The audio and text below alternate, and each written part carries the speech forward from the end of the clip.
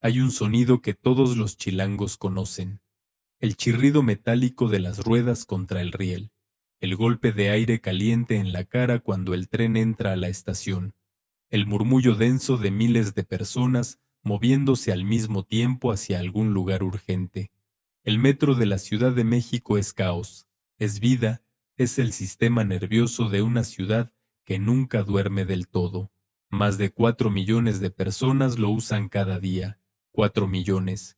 El metro esconde muchos secretos, y aquí te los voy a contar, así que suscribirte.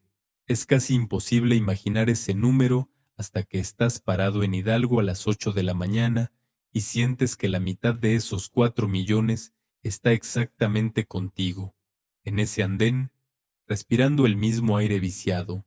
Pero hay otro metro, uno que existe en la misma red, con los mismos trenes, los mismos torniquetes, las mismas luces de neón parpadeando sobre el mismo mosaico de azulejo. Un metro donde el aire caliente llega, el tren frena, las puertas se abren, y casi nadie baja. Estaciones donde el eco de tus propios pasos te sigue porque no hay nadie más caminando. Andenes donde el operador del tren mira hacia afuera y no ve una multitud sino el silencio. Lugares que la ciudad construyó, inauguró, nombró y luego pareció olvidar. Hoy vamos a entrar a ese otro metro, no el de las aglomeraciones y los carteristas y el bebé que alguien carga mientras grita aguas. El otro, el de las estaciones que el sistema cuenta pero que la gente ignoró, uno a uno, durante décadas, hasta convertirlas en algo que se parece mucho a un secreto público. 10 estaciones que están ahí, que funcionan, que tienen su letrero y su mosaico icónico, pero que el flujo de la ciudad decidió rodear en lugar de atravesar.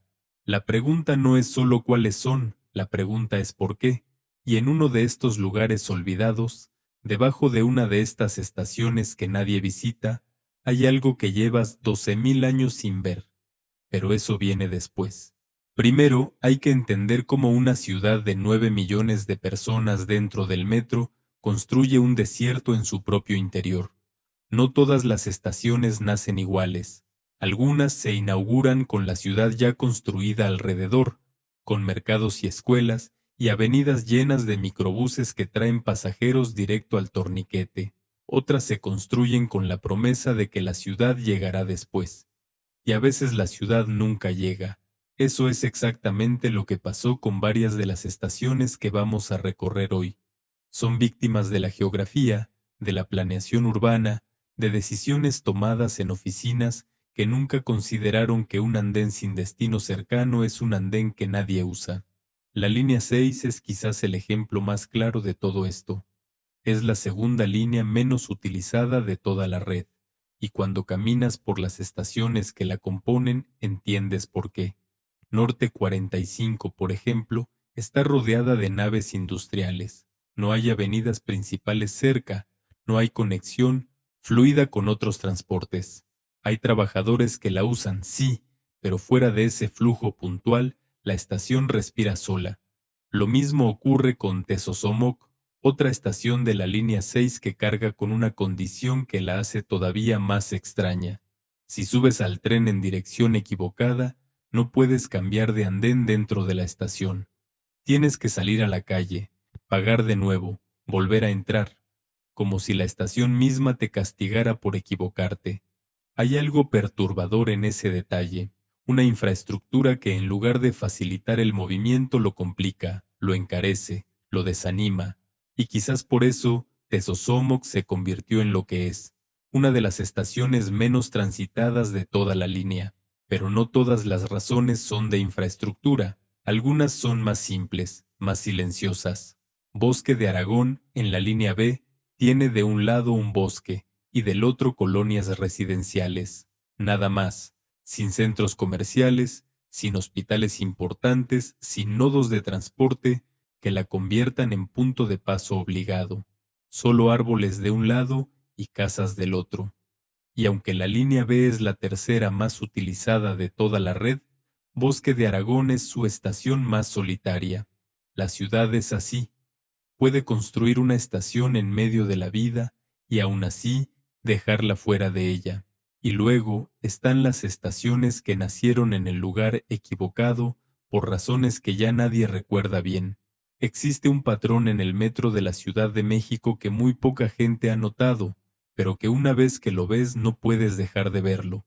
Las estaciones que anteceden a una terminal tienden a vaciarse, no porque sean malas, no porque estén mal ubicadas necesariamente, sino porque el transporte de superficie las ignora. Los microbuses, los autobuses, los combis, todos van directo a la terminal. Nadie hace ruta hasta la penúltima estación. Y eso, multiplicado por miles de viajes diarios durante años, convierte a ciertas estaciones en fantasmas funcionales. Tlaltenco es la estación de menor afluencia de la línea 12, una de las líneas más usadas de toda la red. Está justo antes de la terminal, rodeada de humedales y sembradíos que durante años formaron parte de una zona conocida como la 100, inaccesible para la mayoría del transporte público, solo cercana para quien vive literalmente enfrente. Durante muchos años fue la estación menos usada de toda la red. No de su línea, de toda la red. Angares en la línea 5 tiene una historia parecida aunque más extraña. Está ubicada entre las dos terminales del aeropuerto internacional, y sin embargo está casi vacía. Cuando se construyó, la Terminal 2 no existía, y la estación quedó como una pausa arquitectónica entre dos puntos más importantes. Un relleno necesario para no dejar un espacio demasiado largo entre andenes. Hoy sigue siendo eso, una pausa, un lugar de paso que nadie elige como destino. Valle Gómez, también en la línea 5, carga con algo todavía más inquietante. En el tramo entre esta estación y Consulado se han reportado robos de cableado, y dos de sus 4 accesos originales fueron sellados con concreto hace años, sin explicación oficial, sin anuncio. Un día estaban abiertos y al siguiente había una pared donde antes había una puerta. La ciudad que cierra sus propias puertas sin decir por qué. Bondojito, en la línea 4, lleva más de 4 décadas en servicio. 4 décadas en una zona residencial sin puntos de interés, sin conexiones relevantes, siendo útil únicamente para los vecinos del barrio. Es una estación de uso local en un sistema pensado para mover millones. Funciona, existe, y sin embargo, parece que siempre estuvo destinada a ser pequeña. El ritmo de la ciudad la dejó atrás antes de que pudiera siquiera intentar seguirlo. Y entonces llegamos a Talismán. Por segundo año consecutivo, Talismán es la estación menos usada de todo el metro de la Ciudad de México. No de su línea, no de su zona, de toda la red. Pertenece a la línea 4, que además es la línea menos utilizada de la red completa. Es el último lugar dentro del último lugar. Si el metro tuviera un rincón donde el silencio se acumula como polvo, ese rincón tiene nombre, y tiene mosaico, y tiene letrero. Se llama Talismán. Está ubicada justo antes de la terminal Martín Carrera. El fenómeno del penúltimo lugar la golpea con toda su fuerza. Los usuarios prefieren ingresar por la terminal. Los transportes de superficie van directo ahí, y Talismán queda atrás, con sus andenes casi vacíos, con ese aire quieto que tienen los lugares donde nadie tiene prisa porque casi nadie está. Pero hay algo debajo de Talismán que cambia todo. Durante la construcción de esta estación, los trabajadores encontraron huesos. No cualquier tipo de huesos. Restos óseos de un mamut, una criatura que caminó por lo que hoy es el norte de la Ciudad de México hace aproximadamente 12.000 años, cuando esto no era una megalópolis ni un valle de smog, sino una cuenca lacustre llena de vida prehistórica. Ese animal murió aquí, o quedó atrapado aquí, o simplemente descansó y el tiempo lo enterró. Y miles de años después, mientras una cuadrilla abría el suelo para construir una estación de metro que casi nadie usaría, los huesos aparecieron. Hoy están en exhibición en el acceso con dirección a Martín Carrera. Una placa conmemorativa los acompaña. Si alguna vez bajas en Talismán, y las probabilidades dicen que probablemente nunca lo harás, puedes ver esos restos.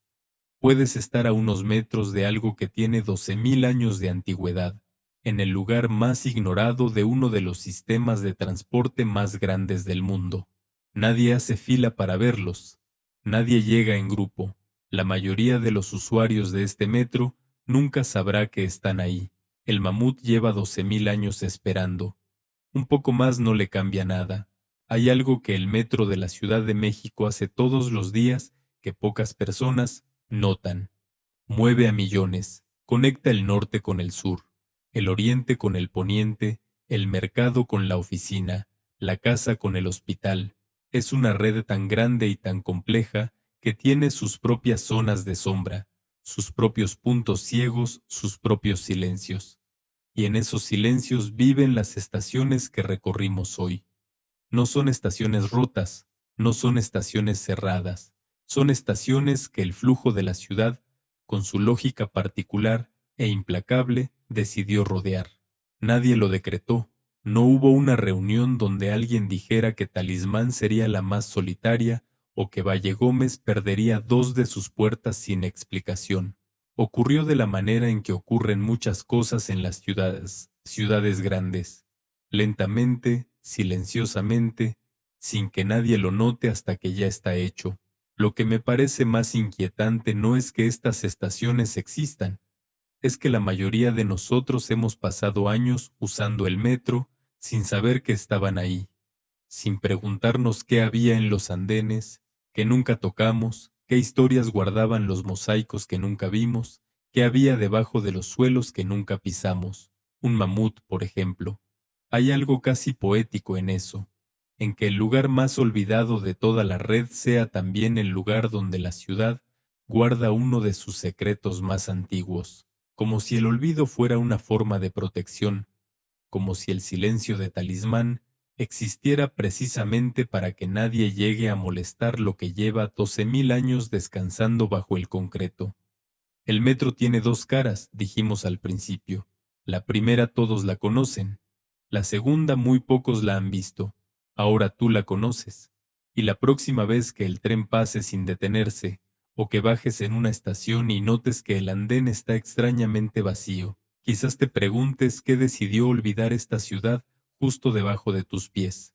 O quizás no lo notes, y eso, de alguna manera, también forma parte de la historia.